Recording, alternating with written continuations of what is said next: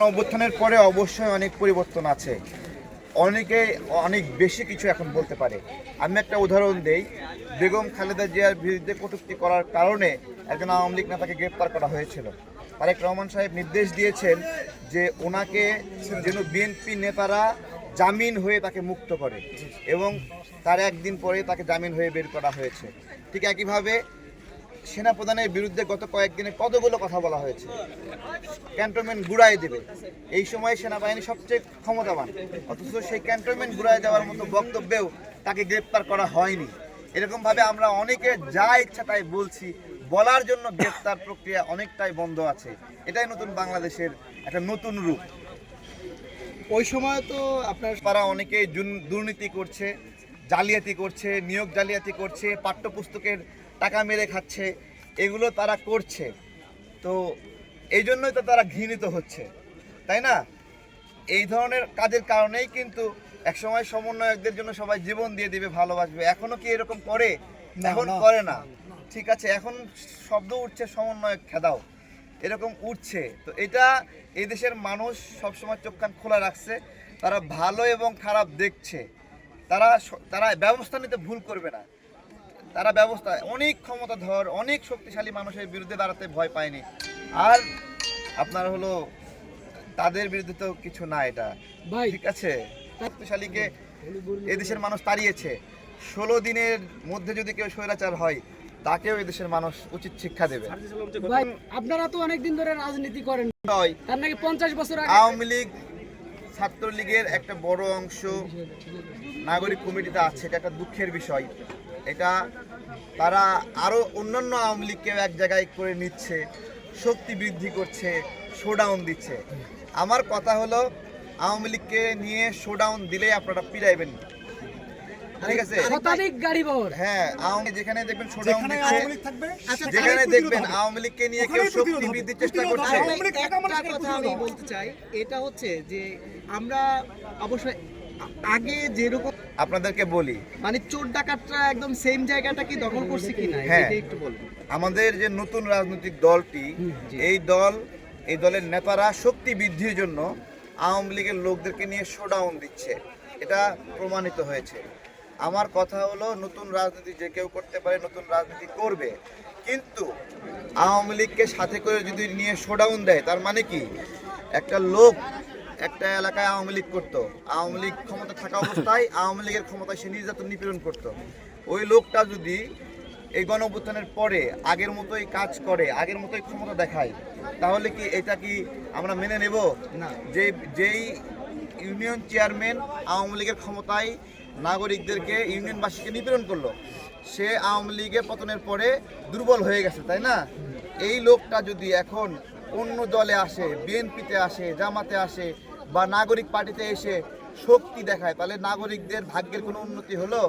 তার মানে সমস্যাটা হলো ওই কালপ্রিট লোকটা, যে নিপীড়ক, যে দুর্নীতিবাজ, এই লোকটা আওয়ামী লীগের ছত্রছায়ায় দুর্নীতি করেছে, লুটপাট করেছে। সেই লোকটা এখনও যদি নাগরিক পার্টির ব্যানারে এসে শক্তি প্রদর্শন করে, তাহলে জনগণের দুর্ভাগ্য।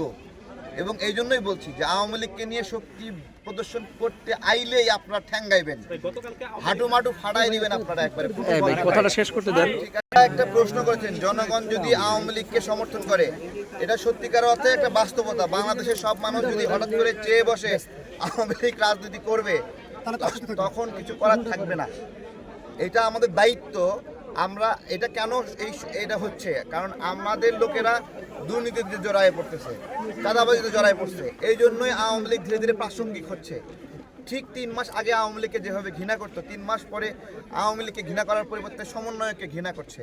এইটা কার পাপের কারণে এটা করছে? এটা সমন্বয়কদের পাপের কারণে করছে, হয়তোবা আমার পাপের কারণে করছে, হয়তোবা বিএনপির পাপের কারণে করছে, জামাতের পাপের কারণে করছে।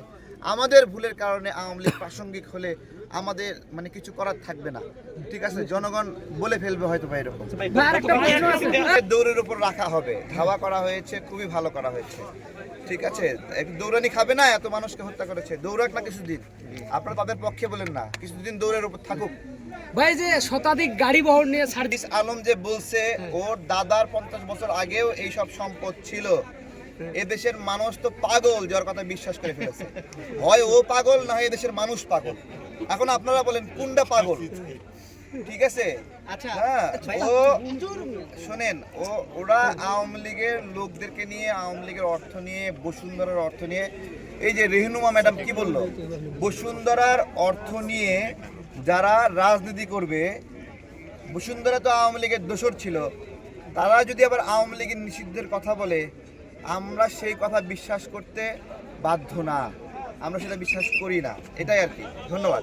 আচ্ছা তারেক ভাই লাস্ট কঠিন আসলে বিচার কঠিন কেন, যারা নিহত তাদের পোস্টমার্টেমটা করা হয়নি। যদি বিচার চাইতো তাহলে পোস্টমার্টেম করতো।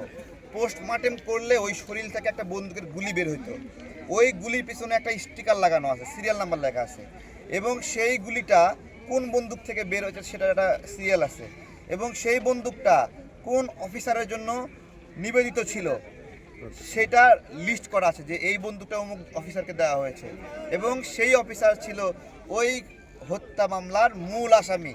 কিন্তু এই পোস্টমার্টেমটা সরকার করছে না। আমরা অনেকবার বলছি পোস্টমার্টেম করেন, আদালত থেকে আদেশ দিচ্ছে পোস্টমার্টেম করার জন্য, কিন্তু পোস্টমার্টেম করছে না। পোস্টমার্টেম করার অনাগ্রহ থেকেই বোঝা যায় যে বিচারের কোনো আগ্রহ নাই। ঠিক আছে, তাহলে কি এই দেশে কি আর বিচার হবে না? বিচার কঠিন, আমি বিশ্বাস করি না শেখ হাসিনার বিচার করা সম্ভব এখানে, আমি বিশ্বাস করি না। এই এনভায়রনমেন্ট নাই। শেখ হাসিনার বিচার করতে হলে সত্যিকার অর্থে শেখ হাসিনার যে শত্রু, তার হাতে ক্ষমতা যেদিন যাবে সেদিন বিচার শুরু হবে। ঠিক আছে, শেখ হাসিনা তারা যে ভিকটিম, সে যেদিন দেশ চালাবে সেই দিন শেখ হাসিনা বিচার হবে। আচ্ছা, শেষ একটা প্রশ্ন সুশীলরা করছি শেখ হাসিনা আপনাকে। বিচার করবে না। আওয়ামী লীগের পুনর্বাসনের কথা চলছে, আসলে এই বিষয়টা কিভাবে দেখছেন? আওয়ামী লীগের পুনর্বাসন তো করছেই তো ভাই, ওর কাছে টাকা আছে, নাগরিক পার্টি টাকা নেয়, এই বড় দলের টাকা নেয়, ওই বড় দল টাকা নেয়, সবাই টাকা নিয়ে জায়গা দেয়। ঠিক আছে, ফলে এলাকায় এলাকায় যে জমি দখলকারীরা ছিল, ওরা এখন আওয়ামী লীগ পাল্টিয়ে নাগরিক পার্টি হয়ে গেছে, হয়ে গিয়ে এখনও জমি দখল করে। মানুষের কপাল আসলে আর খুললো না।